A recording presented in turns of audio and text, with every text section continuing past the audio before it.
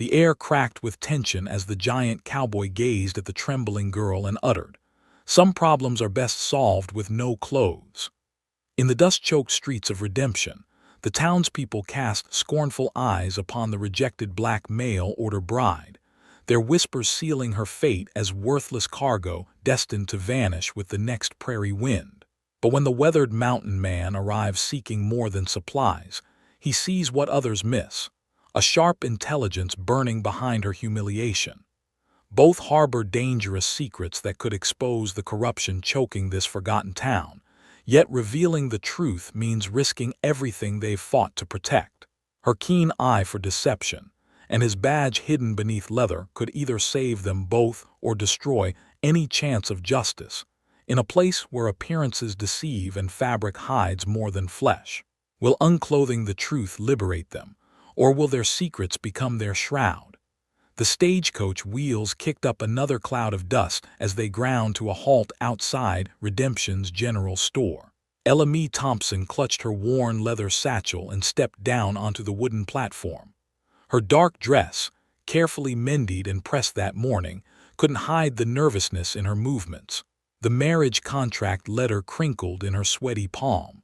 3 months of correspondence had led to this moment. Chester Blackwood had promised a new life, a fresh start in the Arizona territory. His letters spoke of prosperity and partnership. The townspeople gathered like vultures around fresh carrion. Their stares burned through her as she walked toward the store's entrance. Whispers followed her footsteps. Chester Blackwood emerged from behind the counter, his round face flushed red. He wore an expensive suit that seemed too fine for a frontier merchant. His eyes swept over Ella Mae once and his expression soured. "This won't do," Chester announced loud enough for everyone to hear. "There's been a terrible mistake." Ella Mae's heart dropped into her stomach. "Mr. Blackwood, I have your letters here. The arrangement we discussed. I never agreed to this." Chester waved his hand dismissively. "You're not what was promised, not what this town needs." The crowd murmured their approval. Several men nodded as if Chester had spoken great wisdom. Women pulled their children closer, as if Ella Mae carried some contagious disease. "But sir, I traveled 3 weeks to get here. I have nowhere else to go." Chester turned his back and disappeared into his store. The bell above the door rang with finality. Ella Mae stood alone on the platform as the stagecoach driver unloaded her trunk and drove away. The afternoon sun beat down mercilessly. Ella Mae dragged her trunk toward the only building that looked abandoned enough to shelter her. The old church sat at the end of the main street, its paint peeling and windows cracked.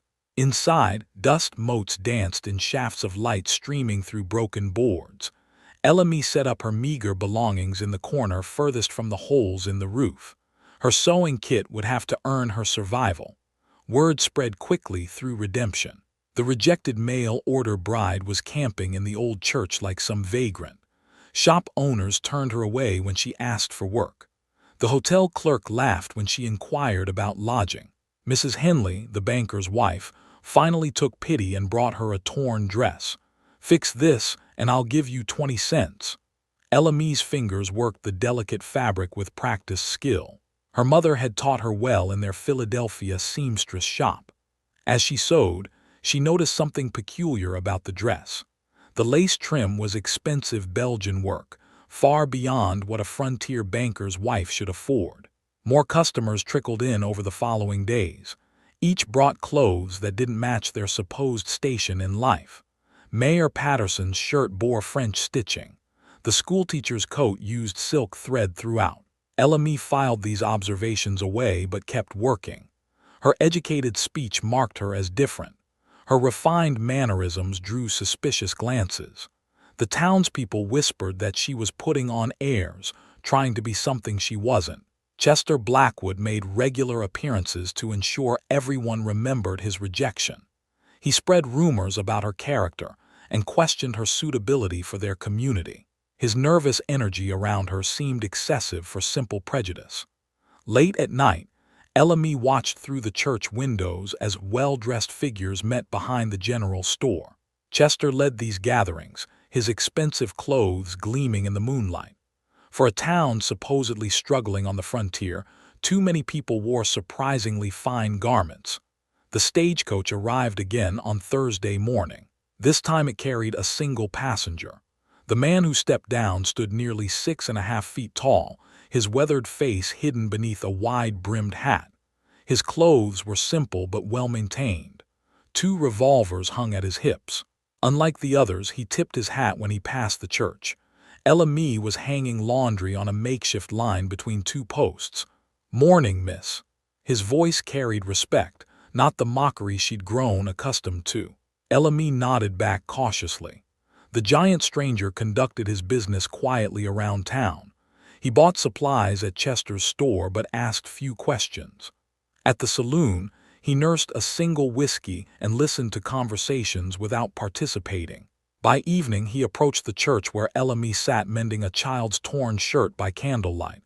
"You do fine work," he said, examining the nearly invisible stitches. "Thank you. Name's Zeke Hartfield. I've been watching how folks treat you around here." LME set down her needle. Something in his tone suggested this conversation would change everything. "I've also been noticing some interesting things about this town. Things that don't quite add up." Zeke's eyes fixed on hers. "I think you've been noticing them too." If you are enjoying this story of how rejection and partnership change a woman's destiny forever, don't forget to comment where you are tuning in from to show how this story can connect us across any distances, backgrounds, and hearts. Because what will happen in the next part in Redemption will completely transform everything LME thought she knew about her new home. LME studied the stranger's weathered face in the flickering candlelight. Zeke Hartfield carried himself differently than the other men in town. His eyes held intelligence that seemed to catalog every detail. "What kind of things?" she asked carefully. "The kind that don't match what a frontier town should look like." Zeke gestured toward the main street. "Too much expensive fabric. Too many fine materials for folks who claim to be scraping by." LME's pulse quickened. Someone else had noticed the inconsistencies. "I've been examining the clothes people bring me," she admitted. "Belgian lace, French silk, Italian wool, materials that cost more than most people here make in a year." Zeke nodded slowly. "You've got a good eye for details, better than most." "My mother trained me well. We ran a high-end shop in Philadelphia." LME hesitated. "Before everything changed." "What changed?" "We witnessed something we shouldn't have. Men passing fake money through expensive clothing sales. Mother testified against them." LME's voice dropped. "She died in a carriage accident 3 days later." Zeke's expression hardened. "Accidents happen conveniently sometimes." The weight of shared understanding passed between them. LME sensed this conversation would alter her fate completely. "I need to tell you something important," Zeke said. "I'm not just passing through." He reached into his vest and produced a territorial marshal's badge. The metal gleamed in the candlelight. "I've been tracking a counterfeiting ring across 3 territories. The trail led me here." LME's breath caught. "You think the same people who killed my mother are here? Connected, maybe. The operation's bigger than one town." Zeke studied her reaction. "Your skills could help me prove it." "My skills?"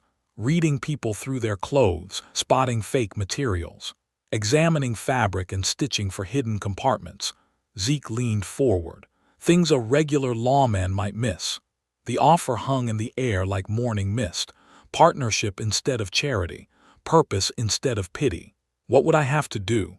"Become my eyes and ears. Keep working as the town seamstress while gathering evidence." Zeke's voice carried steel beneath the calm. "It's dangerous work." LME thought of Chester's nervous behavior around her. The late-night meetings, the expensive clothes that made no sense. "I'll do it." Zeke extended his hand. "Partners then." The handshake sealed more than an agreement. It transformed LME from rejected bride to undercover detective. Over the following days, Zeke established his cover as a drifting cowboy seeking work. He found employment at the livery stable, a position that let him observe the town's rhythm. LME expanded her seamstress business with renewed confidence. Word spread that she did excellent work for fair prices. More customers brought their garments to the old church. Each piece of clothing told a story. Mrs. Patterson's dress contained silk thread worth more than the mayor's monthly salary. The banker's vest was lined with fabric that originated in European mills. Most telling were the tiny hidden pockets sewn into jacket linings. LME documented everything in a journal hidden beneath loose floorboards. Dates, descriptions, suspicious modifications. The evidence painted a clear picture of money flowing through redemption in ways that defied explanation. Zeke visited the church each evening after his stable work ended. They compared observations and built their case methodically. "Found something interesting today," Zeke reported on Thursday night. 3 men rode in wearing identical boots. Expensive ones, all paid with brand new $20 bills. "I examined the banker's coat today," LME replied. "Hidden compartment in the left interior pocket, still smelled like fresh ink." The pieces formed a disturbing puzzle. Counterfeit money was flowing into redemption through multiple channels. Someone was coordinating distribution on a large scale. "There's something else," LME said. "I think Chester Blackwood recognized me when I arrived." "What makes you say that?" "His rejection was too quick, too decisive, like he'd already decided before seeing me." LME pulled out one of Chester's original letters. "This handwriting is different from later letters. Someone else wrote the final correspondence." Zeke examined both samples. "You're right. Someone wanted you here, then changed their mind fast. Or someone else changed it for them." The implications chilled them both. If Chester had recognized LME as a witness to the Philadelphia operation, his rejection became a calculated move to discredit her. "We need to move carefully," Zeke warned. "If they know who you are, we're walking into a trap." But opportunity presented itself sooner than expected. Mrs. Henley brought news of the upcoming harvest celebration. "Everyone will be there," she chattered while LME repaired her husband's shirt. "Even Chester's planning something special, new suit from back east." After Mrs. Henley left, LME shared the information with Zeke. "A celebration gives us cover," he said. "Crowds, distractions, people drinking and relaxing their guard." "Chester's new suit interests me more," LME replied. "If he's the link we think he is, that suit might carry evidence." They spent the next week preparing. Zeke positioned himself to observe the celebration from multiple angles. LME planned her approach to Chester's new garment. The night before the harvest celebration, LME sat in the old church reviewing everything they'd learned. Her transformation from desperate bride to determined detective felt complete. Tomorrow would bring answers. Chester Blackwood would finally face the consequences of his choices. The truth would emerge from beneath layers of deception and fine fabric. LME smiled as she extinguished her candle. Some problems really were best solved with no clothes. The harvest celebration transformed Redemption's Main Street into a carnival of colors and sounds. Paper lanterns swayed between buildings, while fiddle music drifted from the makeshift stage. The aroma of roasted corn and apple cider filled the evening air. LME positioned herself near the refreshment table, wearing her best dress and carrying a tray of punch cups. Her role as server provided perfect cover to observe and move freely through the crowd. Chester Blackwood arrived fashionably late, strutting through the gathering like a peacock displaying his plumage. His new suit was indeed magnificent.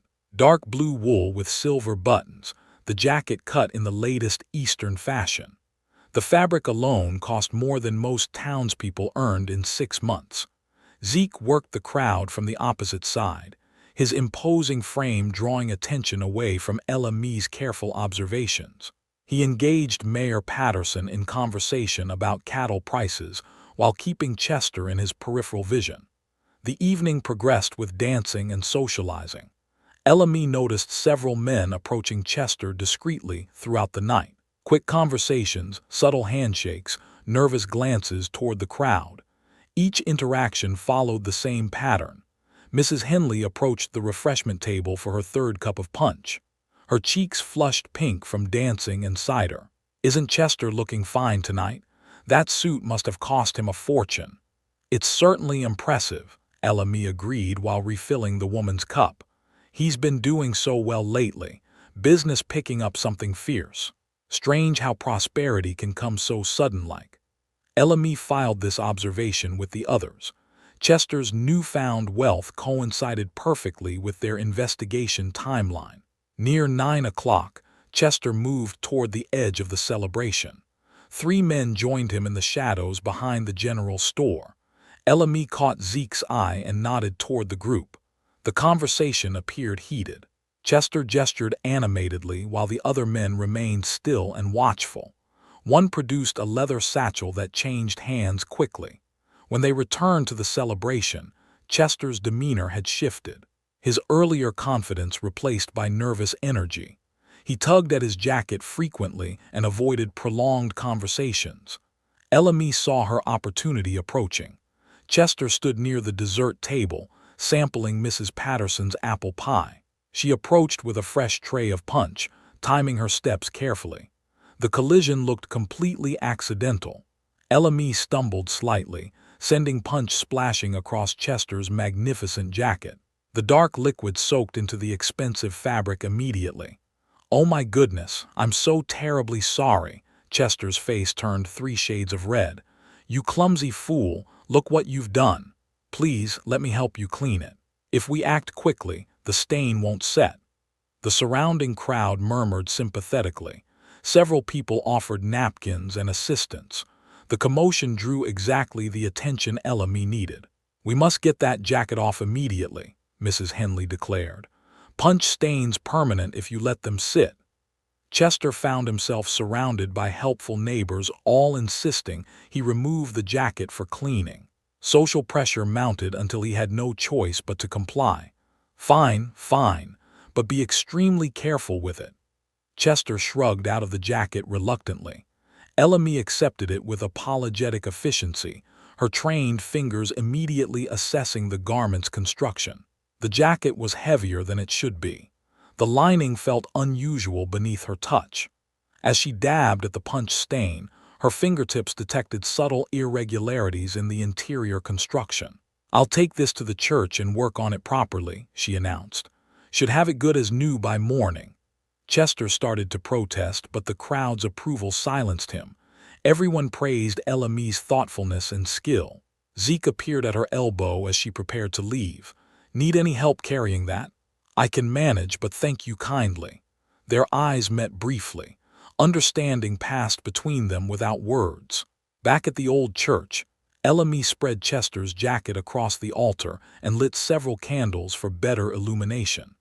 Her mother's training had included techniques for examining garment construction without causing damage. The lining revealed its secrets slowly. Hidden pockets sewn with nearly invisible stitches lined the interior. Each pocket contained folded papers and crisp $20 bills. The bills felt wrong beneath her fingertips. The paper texture seemed off. The ink appeared too fresh and uniform. These were the counterfeit notes they'd been seeking. More damaging were the papers. Correspondence between Chester and contacts in 3 other territories. Lists of names, amounts, and distribution schedules. A complete record of the counterfeiting network's operations. One letter made Elamy's blood run cold. Chester's handwriting described her arrival in Redemption and identified her as the Philadelphia witness they'd been seeking. The letter recommended permanent solutions to their problem. Zeke arrived as she finished documenting everything. "What did you find?" Elamy showed him the evidence methodically. Each piece of paper, every counterfeit bill, the entire hidden network laid bare. "This is bigger than we thought," Zeke said grimly. "They're not just counterfeiting money." "What else?" "Land deeds. They're using fake money to buy territorial land cheap, then selling it to the government at full price." Zeke studied the correspondence.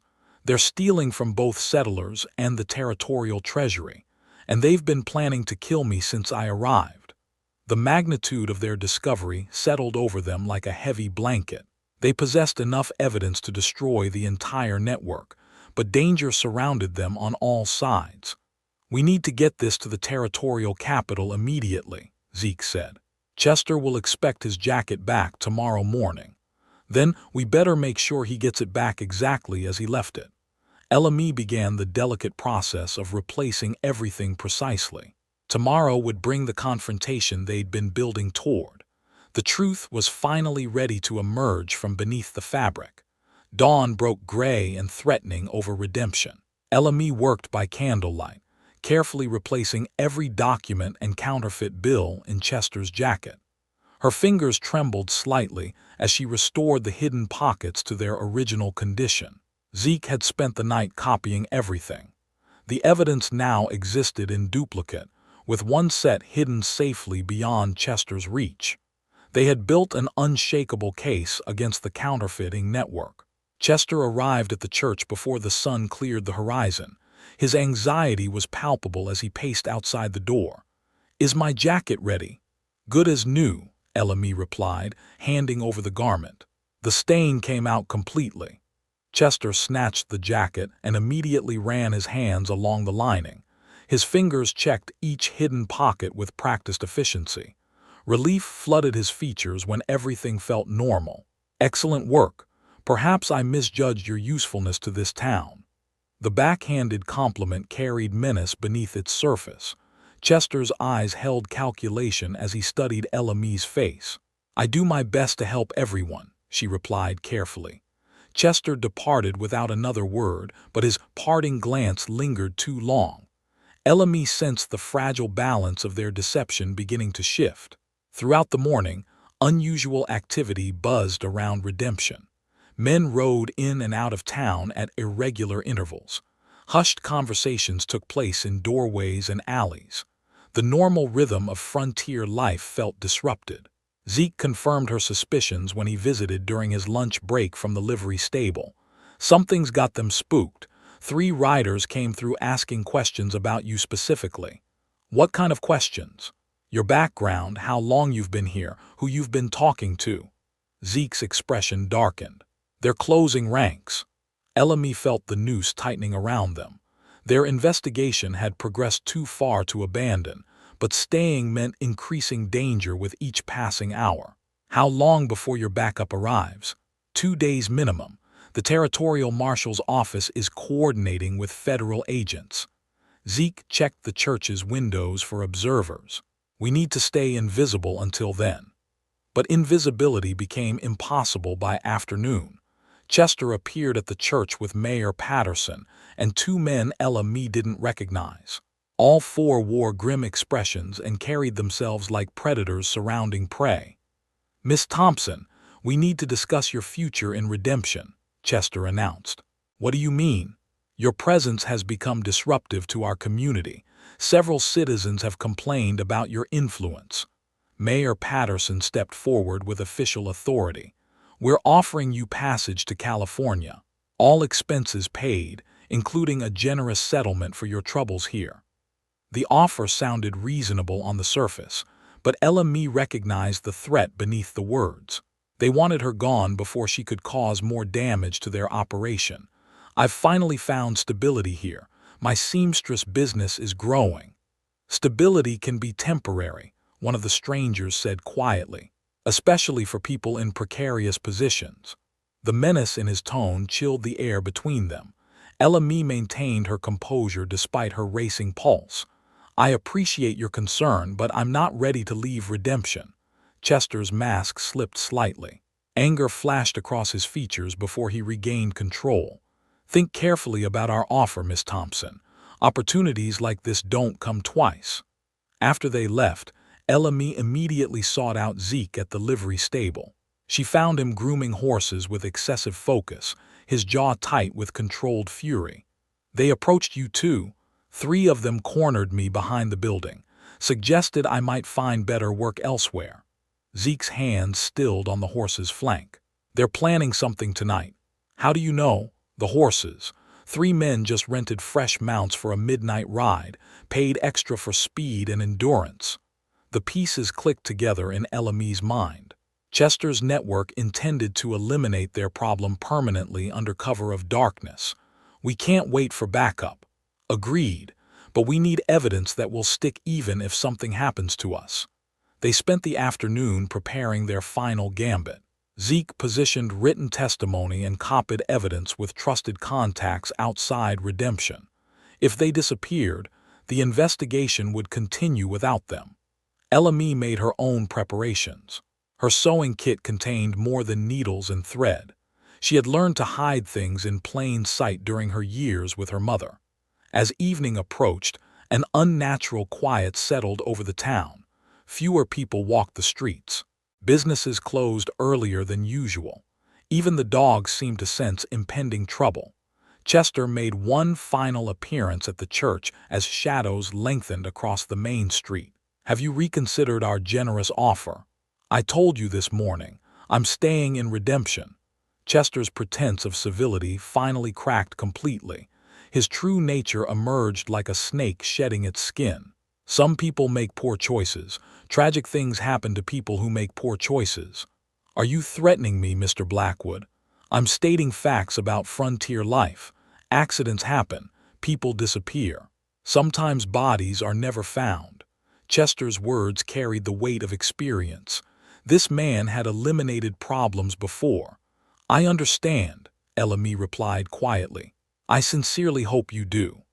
After Chester left, Ella and Zeke made their final preparations. Tonight would determine whether justice prevailed or corruption claimed two more victims. The stars emerged overhead as Redemption settled into an uneasy sleep. Somewhere in the darkness, men prepared for violence. Ella checked her hidden evidence one last time. Tomorrow would either bring vindication or silence her forever. The truth was worth the risk. Midnight struck with ominous silence. Ella crouched behind the church's broken window, watching three riders approach through the moonlight. Their faces were masked, but their intentions clear. Zeke positioned himself in the shadows near the church entrance. His hand rested on his revolver while his eyes tracked the approaching threat. They had anticipated this moment, but preparation couldn't eliminate the fear. The riders dismounted 50 yards away. They moved with practiced stealth toward the old church. These men had done this before. Chester emerged from behind the general store, his expensive clothes replaced by dark riding gear. He gestured toward the church while speaking in hushed tones with his accomplices. Ella heart hammered against her ribs. The moment of reckoning had arrived faster than expected. Their carefully laid plans would be tested within minutes. But fortune favored the prepared.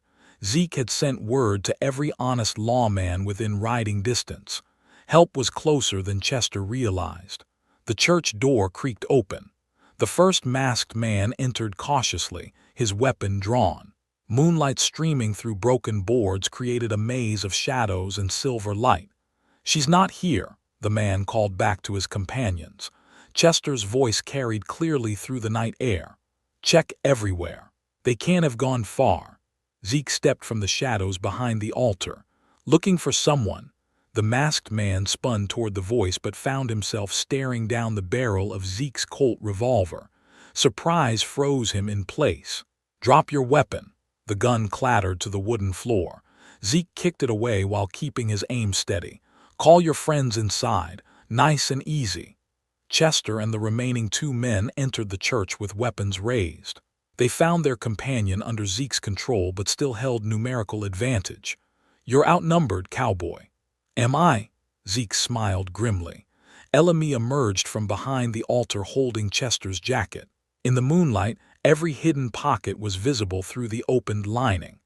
"Some problems are best solved with no clothes," she said, echoing Zeke's words from their first meeting. Chester's face went white as he recognized his jacket and understood the implications. "The evidence was right here all along," Ella continued. "Hidden in plain sight, just like your entire operation." She pulled out the copied documents and counterfeit bills.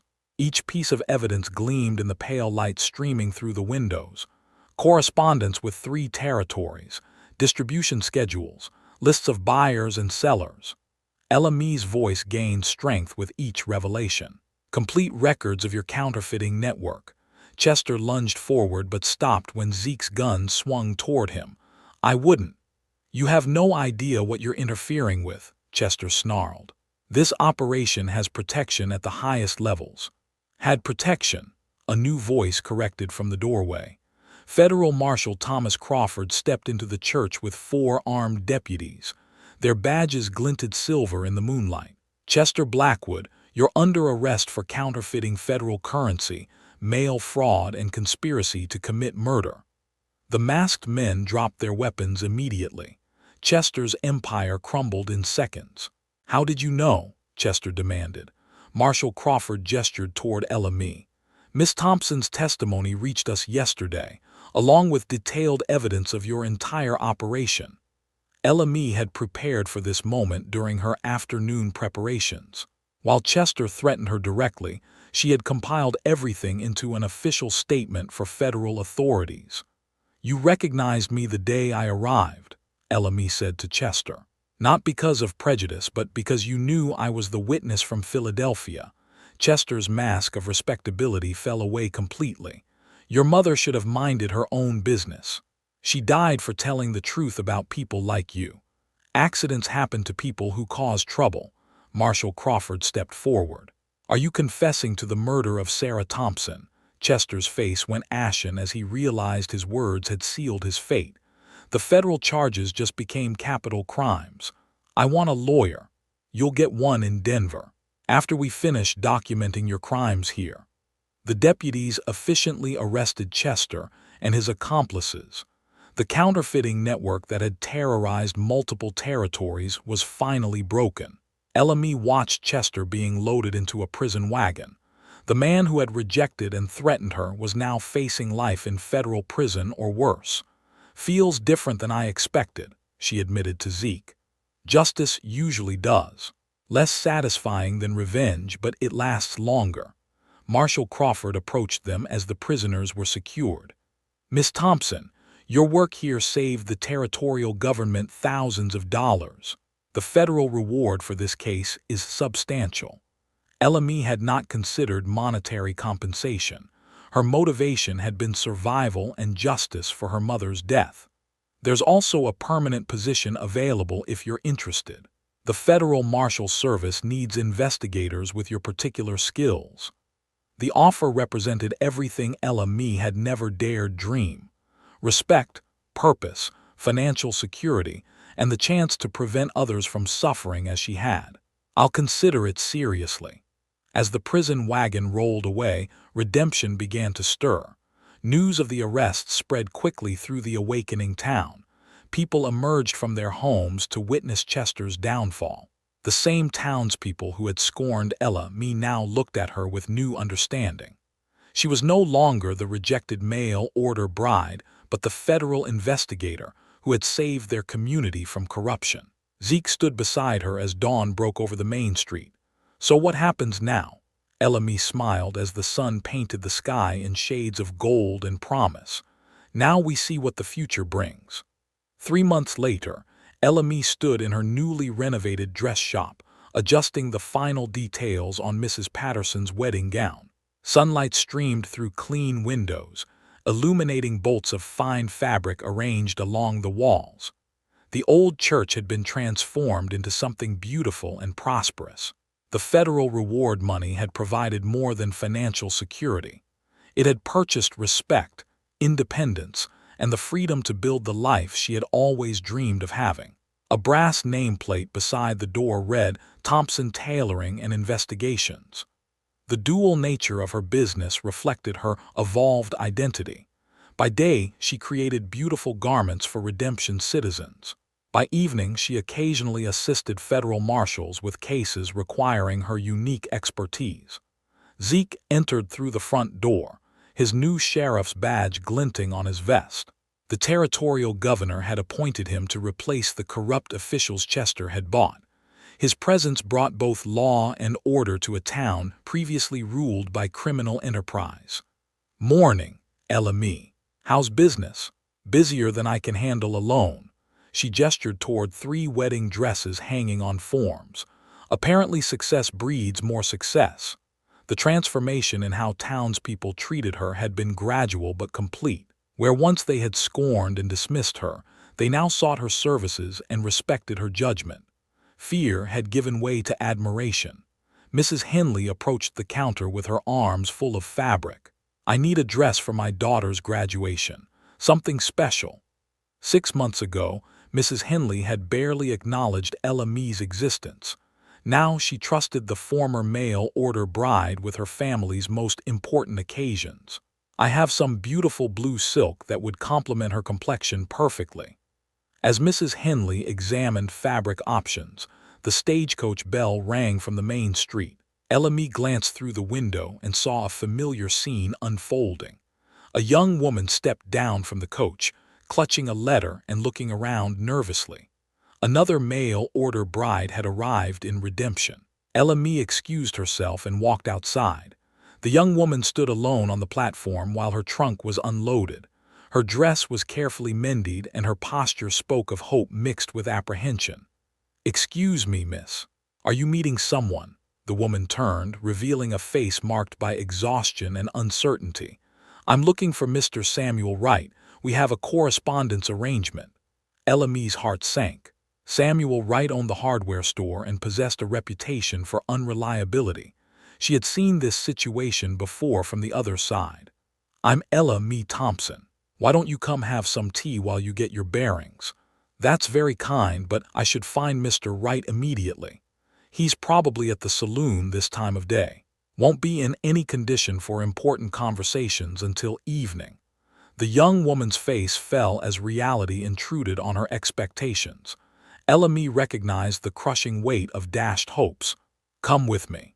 We'll sort everything out properly." They walked together toward the dress shop while Ella Mee learned her story. Rebecca Chen had traveled from San Francisco, drawn by promises of marriage and partnership. Her letters from Wright painted pictures of prosperity and domestic happiness. Inside the shop, Ella Mee served tea and listened while Rebecca shared her journey. The parallels to her own arrival were unmistakable, but the outcome would be different this time. "What happens if Mr. Wright changes his mind?" Rebecca asked quietly. "Then you'll have other options, better options." Zeke arrived as the conversation deepened. His presence provided additional reassurance for the nervous young woman. "Rebecca, this is Sheriff Hartfield. Zeke, meet Rebecca Chen. She's considering making Redemption her home." Zeke tipped his hat respectfully. "Welcome to town, Miss Chen. I hope you'll find what you're looking for here." By evening, Samuel Wright had indeed proven himself unreliable. He took one look at Rebecca and declared the arrangement unsuitable, echoing Chester's rejection of Ella Mee months earlier. But this time, the rejected bride was not left alone and defenseless. Ella Mee offered Rebecca temporary lodging and work in the dress shop. Zeke ensured her safety and legal rights were protected. The townspeople, having learned from their previous behavior, welcomed the newcomer with genuine warmth. Within a week, Rebecca had established herself as Ella Mee's assistant and partner. Her skills complemented Ella Mee's perfectly, allowing the business to expand and serve more customers. The shop became a symbol of transformation for the entire town. Where once rejection and prejudice had flourished, opportunity and acceptance now took root. One evening, as they closed the shop together, Rebecca asked about Ella Mee's journey. "How did you survive those first weeks, when everyone treated you so terribly?" Ella Mee considered the question while folding finished garments. "I learned that dignity comes from within. People's opinions of you matter less than your opinion of yourself." "And how did everything change so dramatically?" "I found my purpose. Not the one I came here seeking, but the one I was meant to discover." Through the shop window, they watched Zeke making his evening rounds. His relationship with Ella Mee had evolved from partnership to deep friendship, with hints of something more developing naturally over time.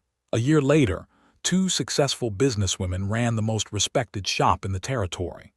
Their investigations occasionally helped federal authorities solve complex cases. Their community leadership had transformed Redemption from a corrupt frontier town into a model of justice and opportunity.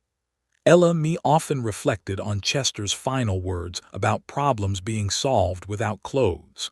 He had meant it as a threat, but she had turned it into truth.